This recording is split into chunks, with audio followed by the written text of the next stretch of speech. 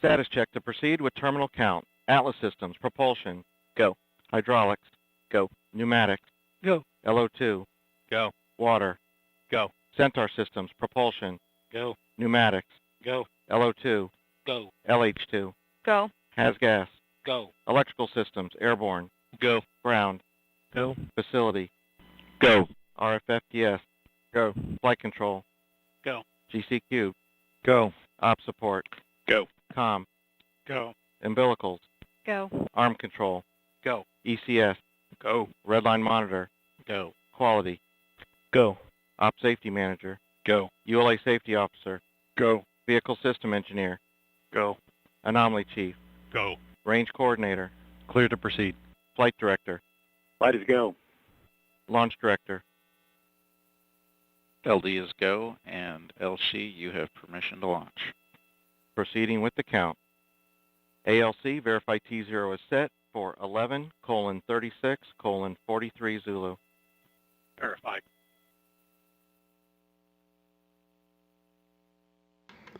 Well, Josh, Marie, you heard it. We are go for launch, right on time. All right, thanks, Dylan. Yeah, we heard some cheers behind us over at the press site when we heard that you have permission to launch. And I know they're feeling good about that over in the Boeing Mission Control Center. Tori's standing by over there, and we're hearing she's got a very special guest to say hello. Thanks, Marie. Yes, I do have a very special guest here today. I have Chris Ferguson, first Boeing astronaut and former space shuttle commander. So, Chris, you heard the poll. You were here, being part of some of the other polls this morning. Can you tell us how it's going? Well, every launch has its exciting moments. We had a few earlier with a minor issue that came up, but we've developed all the necessary rationale to go flying. And you just listened to the poll. Basically, everybody is in line and in agreement that we're in a good configuration to go fly. So it was a little close, but hey, we're going to be off to the races here in a few short minutes. I know this is a really exciting time, right? Less than 5 minutes here until launch. So, it's funny when we say we're less than 5 minutes to launch, but I know that you've been on the program for about 8 years now. So. All of this, I know, has been leading up to this moment and to CFT. Can you tell us a little bit more about your role within the Starliner program? I joined the program about, like you said, 8 years ago, shortly after the Space Shuttle program ended, and it's been wonderful to be a part of the team. It's been wonderful to have some influence in the design.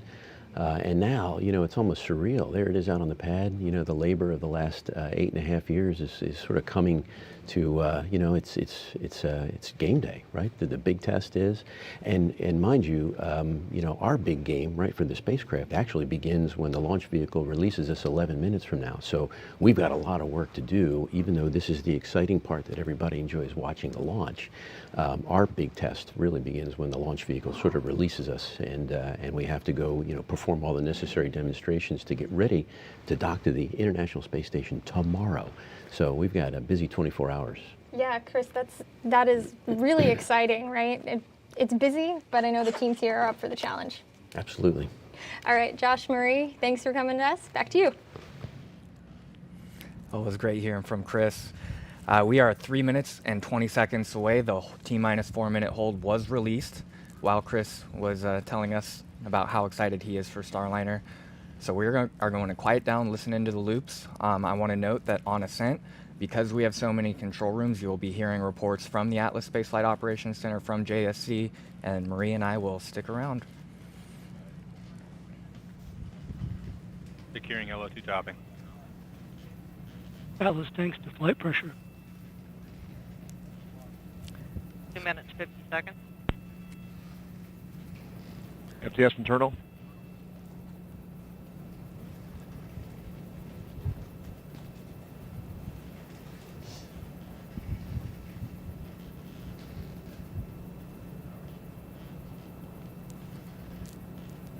Two and a half minutes. Atlas tanks are at flight levels. Centaur will be momentarily.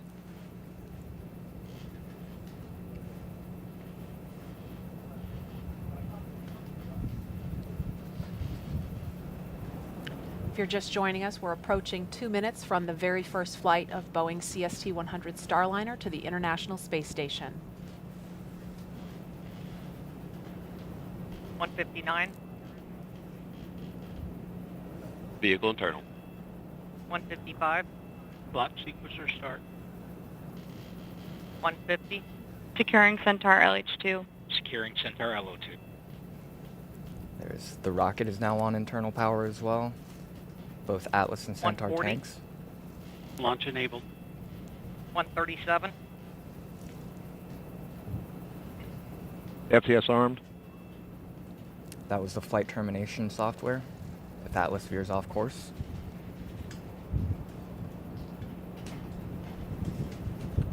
120, OCU's armed. SCS count started. EDS ascent mode. That was that emergency detection system, EDS.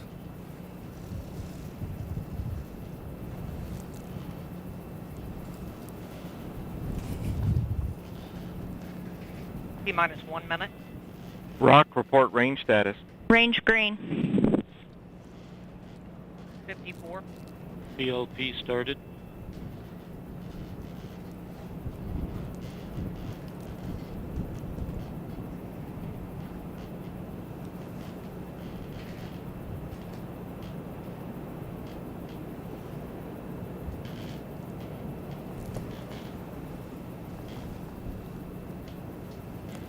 "30 seconds. T-minus 25 seconds, Status check. Go Atlas. Go Centaur. Go Starliner. Go Starliner."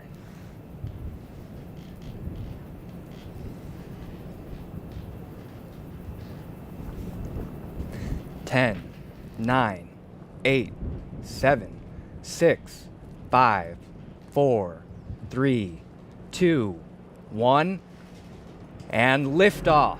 The rise of Starliner and a new era in human spaceflight. Clear the tower. Now 10 seconds into flight. Vehicle's begun the pitch over program. Body rate responses look good. Now 15 seconds in. VU's gone to closed loop control. RD-180 looks good at full thrust. Seeing good chamber pressure on both SRBs. Now 26 seconds into flight. RD-180 now throttling down to partial thrust as expected. Engine response looks good. Now 38 seconds in. RD-180 engine operating parameters continue to look good. Vehicle is now passing through max Q, maximum dynamic pressure. Chamber pressures on both SRBs continue to look good. RD-180 engine operating parameters also continue to look good. Now passing 1 minute into flight. And Mach 1, Atlas V is now supersonic. And vehicle now throttling up. Engine response looks good. Continue to see good chamber pressure on both SRBs. 1 minute, 20 seconds into flight. Body rate responses on the vehicle look good. 1 minute, 30 seconds in, standing by for SRB burnout. And we have burnout on both solid rocket boosters. Atlas will hold on to the SRBs for an additional 48 seconds prior to jettison. RD-180 has gone back up to full thrust as expected. Engine response looks good. 1 minute, 50 seconds in. Atlas is now 17 miles in altitude, 11.5 miles downrange distance, traveling at 2,300 miles per hour. Now passing 2 minutes into flight. RD-180 engine operating parameters continue to look good at full thrust.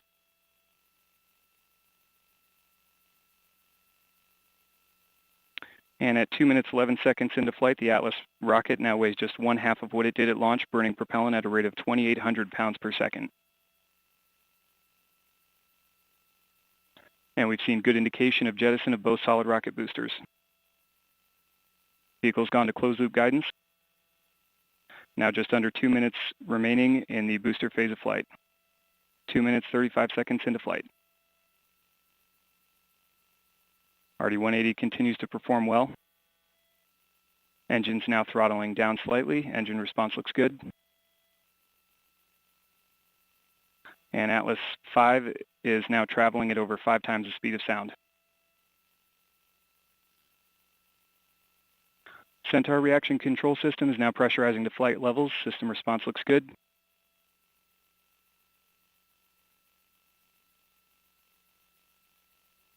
Three minutes, 10 seconds into flight. Atlas V is now 38 miles in altitude, 80 miles downrange distance, traveling at 5,800 miles per hour.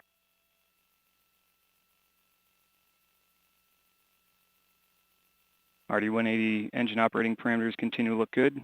Now 1 minute remaining until engine cutoff.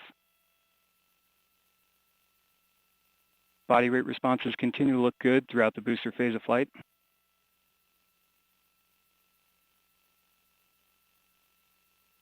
And RD-180 is now throttling to maintain a constant 3.5 G acceleration limit. Engine responses will all look good.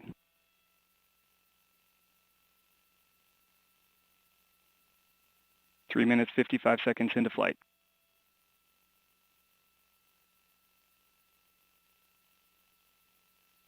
And Centaur's begun the boost phase chill down sequence. 20 seconds to BECO. RD-180 continuing to look good as it throttles to maintain that constant 3.5 G acceleration limit. Atlas PU has gone to open loop in preparation for BECO. And standing by for BECO.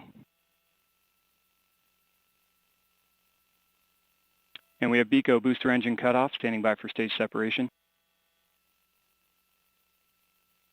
And we have good indication of stage separation. We have pre-start on the RL-10, standing by for ignition. We have ignition and full thrust on both RL-10 engines. Chamber pressures look good on both engines.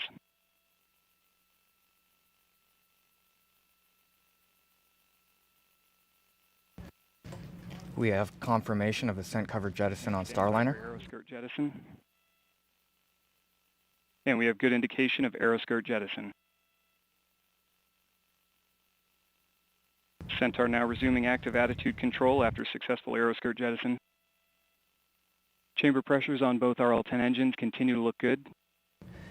This was a very critical piece of the mission here. Staging is always a very dynamic piece of flight. Now passing 5 minutes, 30 seconds into flight.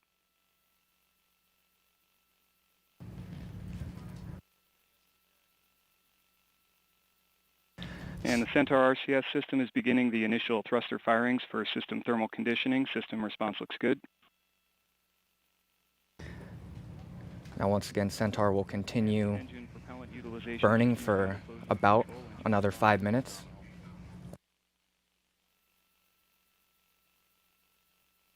Now passing 6 minutes into flight.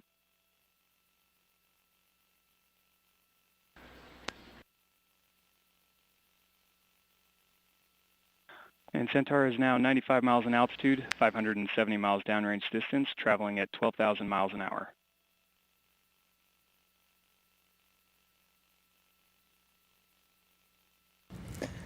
Those dual RL-10 engines continue to propel Starliner.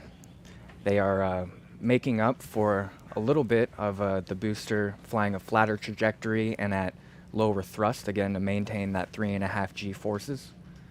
Again, a first flight for the dual-engine Centaur on an Atlas V. Starliner and Centaur continue to head to orbit. Throughout this Centaur burn, chamber pressures have remained very stable.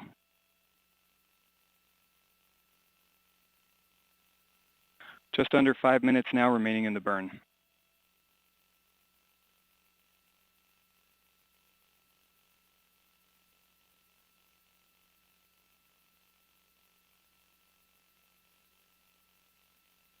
And Centaur is now 102 miles in altitude, 800 miles downrange distance, traveling at 12,700 miles per hour.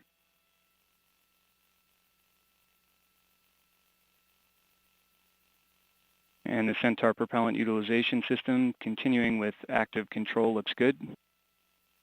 Body rate responses are all very close to null. That means Atlas is flying almost exactly where it needs to be. Periodic thruster firings as expected.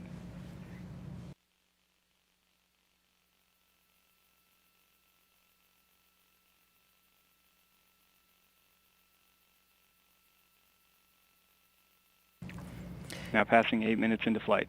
If you are just joining us, 8 minutes into Starliner's first flight. We've been through a successful booster stage separation. Centaur continues to propel Starliner. The next major milestone will be main engine cutoff at 11 minutes and 58 seconds.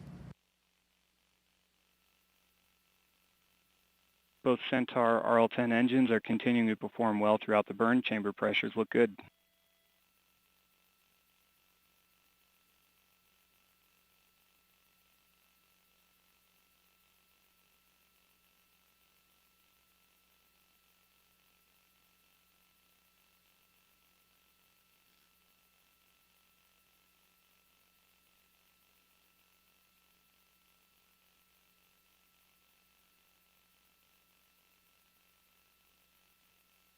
And now coming up on 9 minutes into flight, Centaur is 101 miles in altitude, 1,200 miles downrange distance, traveling at 14,300 miles per hour. Now the two control rooms you are looking at on the left, that is ULA's Denver Operations Control Center. They are a backup control room for the control room on the right, which is the actual Atlas Spaceflight Operations Center. They were the ones who launched the rocket about 9.5 minutes ago. Now close to bottle temperatures.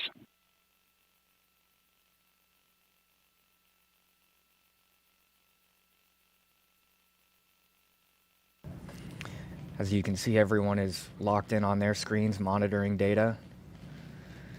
You might have noticed there wasn't much excitement during launch, but ULA will be happy once we get to stage separation, which is coming up almost 15 minutes after launch, so about 5 minutes from now.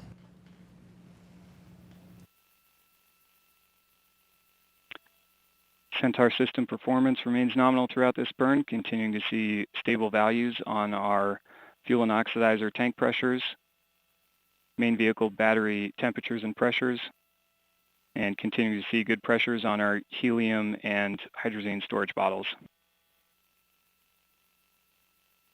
Telemetry quality has been good throughout this burn, only seeing very brief minor dropouts.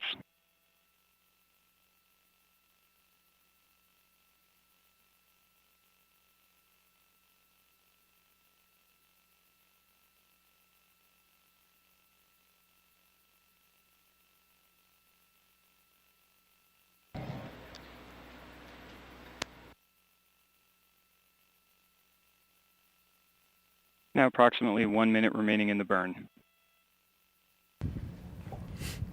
So once again, after Starliner separates from Centaur coming up in about 4 minutes, Starliner will circularize its orbit with an orbital insertion burn. Again, about 30 seconds to main engine cutoff. Chamber pressures on both RL-10s continue to look good.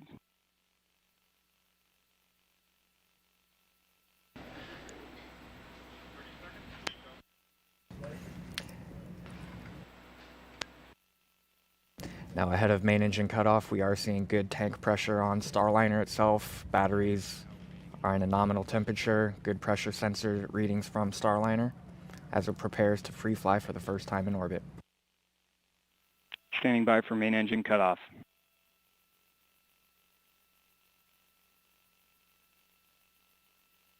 And we have MECO, main engine cutoff. Body rate responses have remained very stable. Now passing 12 minutes into flight. Now Starliner will stay attached to Centaur again until about 15 minutes. Expected to separate at 14 minutes and 58 seconds after liftoff. And that will be the first time Starliner free flies in orbit. And at that point, Richard Jones and his team in Houston will have full control over the vehicle. And they will set it up for an orbital insertion burn that will take place 16 minutes after separation.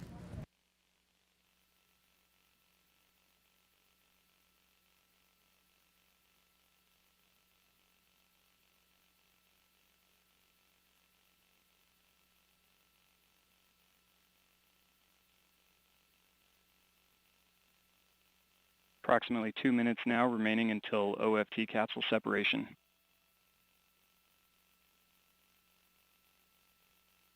Body rate responses continue to look very stable throughout this coast.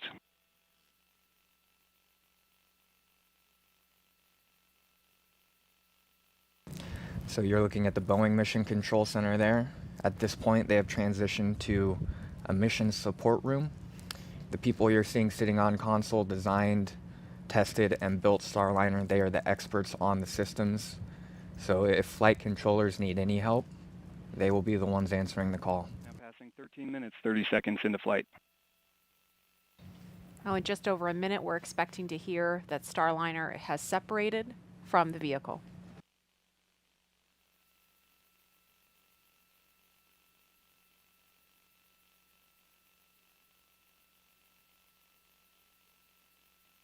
And about 1 minute now remaining until OFT separation.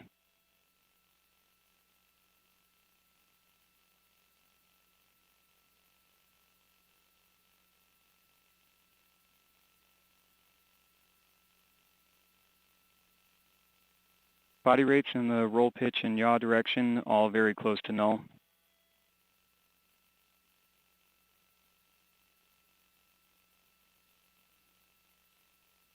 And about 30 seconds away from spacecraft set.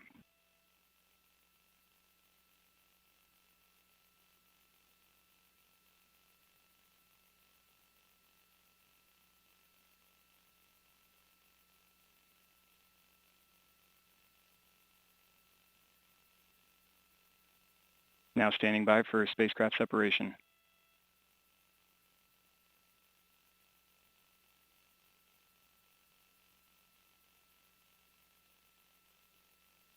And we have good indication of separation of the OFT capsule. There it is. ULA has successfully completed their piece of the mission. Starliner is free flying for the first time in space. From here, the Johnson Space Center mission controllers will be flying Starliner. We will hear reports exclusively from there. And Starliner's software has been switched to orbit mode, meaning the spacecraft is executing the commands it needs for operating in space following a successful launch into orbit, into the orbital trajectory. This is just one step flight controllers are taking in configuring Starliner now that it's flying on its own. Flight controllers are setting up for the orbital insertion burn, which will take place in about 15 minutes, a little over 15 minutes. And that'll circularize Starliner's orbit as it sets off to chase the International Space Station. The team here is also turning off several systems that were needed for powered flight but are not necessary now that Starliner is in orbit. While some are turned off, others will be turned on, such as the thruster housings that'll be used to maneuver Starliner in space, and the solar arrays. The thrusters will steer Starliner through orbit, and the solar arrays will of course convert the sun's energy into electric energy to charge the spacecraft batteries. The Centaur has intentionally left Starliner in an elliptical trajectory that would make it easy for the spacecraft and, more importantly, its future crews to come back to Earth at this point if there were a problem. But that means it's all on Starliner to make it the rest of the way into a stable orbit and on track for the space station docking. This is where Starliner's orbital maneuvering and attitude control engines come into play. Those 20 engines can provide each up to 1,400 pounds of thrust, which is more than enough to neatly heave Starliner that last little bit into orbit. They'll fire for about 40 seconds, setting Starliner on the right path, not only for docking with the space station, but also a series of demonstrations that Starliner will perform before docking. And those demonstrations will prove that Starliner is ready to safely dock with the space station. They actually began on the launch pad when we performed a check to make sure that Starliner's GPS and navigation systems agreed that it was indeed on the launch pad. After the upcoming orbital insertion burns, the demonstrations will continue so that ground controllers can ensure that the spacecraft systems are functioning correctly. When these first demos are complete, Starliner will resume its path to the International Space Station, and our systems here are telling us that these early steps are complete, and Starliner's systems are doing exactly what they are supposed to do. We still have a few minutes before that orbital insertion burn, about 13 minutes until it takes place. So let's go back to Florida, where Josh and Marie have watched a spectacular morning liftoff. Brandy, it was a beautiful launch from here in Florida. It took off right here behind us. It is, the sun is starting to rise. There's a little bit of a rocket plume left over there behind us. No rocket left back there, but it was just, it was stunning to see. I know you weren't looking from this view, you were looking much closer, but we just turned around in our seats to watch it here, and we could feel the rumble. And I know you didn't see people celebrating in the control rooms because, their job's not done at liftoff. It goes beyond that much further. And so people are, I think, now just beginning to breathe again. So folks are just so happy about this accomplishment. Obviously this is just the beginning of the mission, but such a huge momentous occasion this morning. And we're actually hearing that in the BMCC, Tori Pedrati is with Louis Atchison, who was Starliner's very first launch conductor and saw us through a successful first launch. Tori and Louis got to be feeling pretty good right now. Yes, thank you, Josh. That is, it's really excellent to have Louis here and to have, take him away from console for just a minute to talk with us. So, Louis, I know that you and Chris Ferguson have been very close through this entire process, and I know that he asked you to create the launch procedures. Can you give us some details about that? Sure. I think, as you all know, Chris has a very vested interest in how the launch procedures were put together. I started with the program probably about 7 years ago. About a year in, I was still a flight test engineer on the program. Happened to run into Chris in the elevator on the way to work one morning, and quite frankly, I didn't know he knew my name, but he said, "Hey, Louis, if you got a little bit of spare time, can you work and maybe see if you can figure out how these launch procedures are going to work for the program?" And of course, I was like, "Oh yeah, sure, spare time. I can find time to gen up some launch procedures." So that began basically a 6-year journey on finding a unique way to integrate the United Launch Alliance Atlas V launch procedure, which is a tried and tested launch process, with something that had never flown before, our space capsule, and we're a lot different than any of the other payloads that they've flown. So as you can imagine, we had to merge several different cultures. Our flight control team, which is really homegrown from NASA, our ground control team, which is here at C3PF, that performs a lot of the spacecraft power-up activities. And you're located here in C3PF, correct? That's correct, yeah. right. I'm Florida local. So working through those processes, procedures, and finding a way to integrate all that. And oh, by the way, we have to find time to load a crew one day. And so taking that and marrying those things up so that everything comes together for an instantaneous launch window. So today, fortunately, we made our window. It's a first flight program. We saw some challenges over the evening, but we've got a world-class team here, and they were able to pull through the little things that we were seeing. Fortunately, we've had a good training program along the way. And it's just an incredibly exciting day.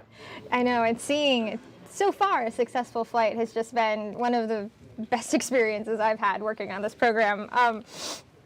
But so you mentioned, we had a little bit of setbacks, some issues that we needed to work through. So I'm guessing today didn't go exactly according to plan. No first flight ever does. So yeah, we were working a couple issues with the comm subsystem. Fortunately, the flight control team was able to work it out before we went to fly today. A few days ago, we had a couple issues with the hatch, which we were able to, which we learned about when we did our integrated day of launch test, which was actually a fantastic test. We did a couple of modifications to account for the fact that when there's pressure changes outside, we need to bleed a little bit of that pressure off so that we can get the hatch open. You'd be surprised how just a little pressure difference over a large surface area makes it really tough to open. So we were able to get that fixed so that the pad team here and the recovery team in the desert are going to be able to open that side hatch pretty seamlessly. Oh, that's excellent. And there's nothing like a flight test to learn these things, right? So this is the reason why we test. I completely agree. And this being the first launch that I've had the opportunity to work in a control center right next to the launch vehicle, we've simmed, we've trained for this, and there was nothing quite like the feeling of the monitors and the floor shaking after that rocket took off today. So it was an amazing electric atmosphere here this morning. I completely agree. Is there anything that you'd like to share with the team, here in Florida, back in Houston? Anybody watching? Sure. So first of all, I have to thank my family for all the the time, patience, and effort that was put in over the past several years.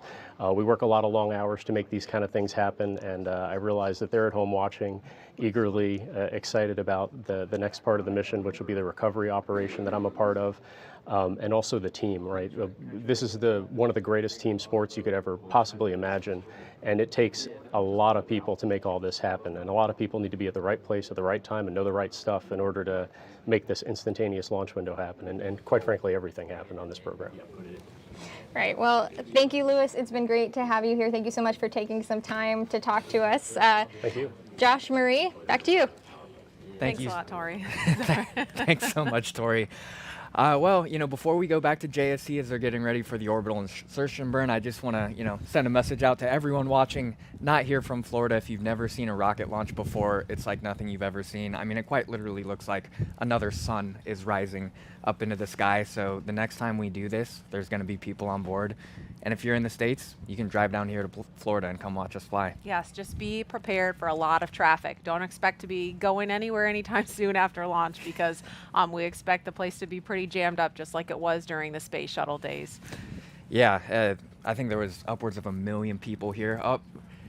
Now, this is actually some video that we got of the pad team right as they were closing up the White Room, showing us their enthusiasm before they got off the pad.